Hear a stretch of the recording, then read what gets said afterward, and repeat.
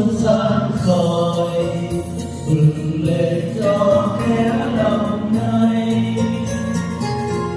hoa ý muôn vàn dành cho ai chỉ đâu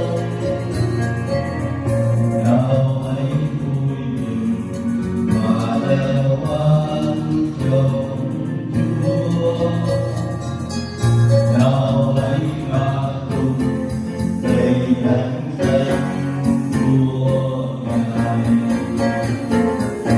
Hôm nay sự sống đã chiếu rọi chúng ta và Chúa đã giáng sinh cho nhân loại khắp trên gian trần. Núi vơi đồi rộng ra trước thánh nhà Chúa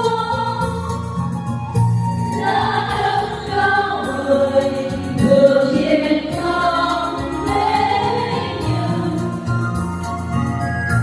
Nào hãy vui mừng người con chính của Chúa